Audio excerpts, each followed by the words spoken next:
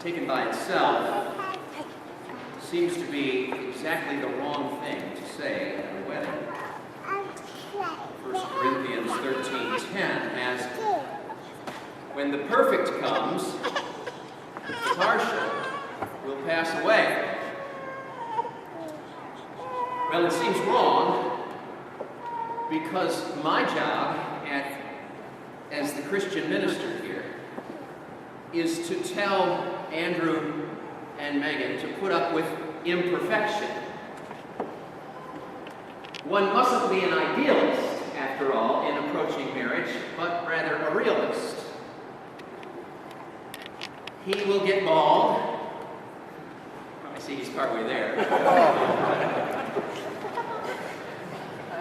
Maybe, who knows, a little flabby. She won't always hold her temper. The kids won't be perfect either. And I'm supposed to remind you to accept imperfection, not to let the perfect be the enemy of the good. To accept that good but imperfect person whom you marry today as someone worthy of lifelong devotion and fidelity. Not because, again, he or she is flawless, but because God has instituted marriage between man and woman to make us more fully human, to make us kinder, more patient, less boastful and irritable. Marriage, in other words, is a school of virtue. If we engage it in God's way, for life, for better, for worse, it improves us. Now, there's a reason that we ministers feel quite compelled to throw cold water on any unrealistic expectations nowadays.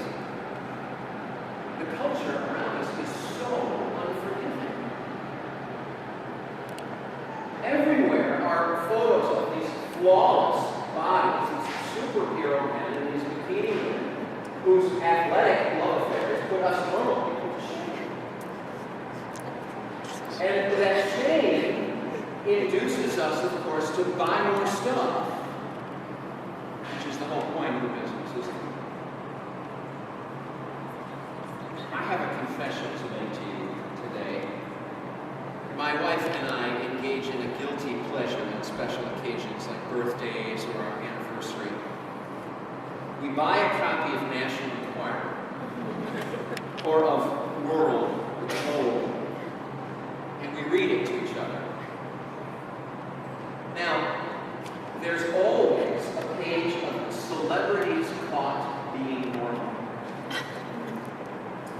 Somehow they got snapped with no makeup, or with a double chin, or with the wrong shoes, or whatever it was. Now, the reason I say this is a guilty pleasure is that the tone is always withering criticism.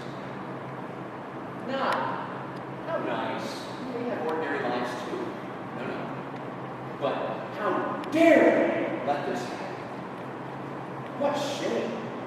Can they ever recover from this disastrous revelation? That brings us back to St. Paul's line when he says, when the perfect comes, the partial will pass away. So we need to understand the perfect, St. Paul's thinking, is not airbrushed, face-lifted, steroid-enhanced version of perfection that's talked about today.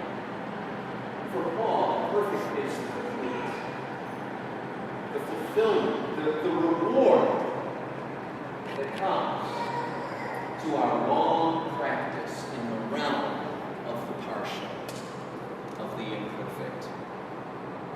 The perfect is God's gift at the end. If we try to create perfection here on our own in the middle of life, we actually will short-circuit God's plan for us. If we refuse to endure what is imperfect, what is partial, we may never come to enjoy the perfect that God has intended for us in the end. And so, Paul says, our loves are a mirror of perfection.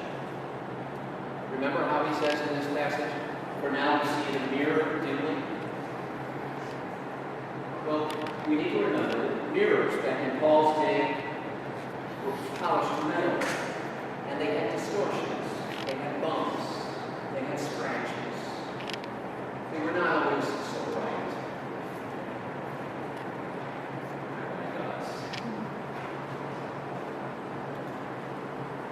But to spend our energy focusing on the bumps and the scratches, or to keep on saying, not so right, is to cease to see at all. Because the thing to look for in the mirror is the reflection.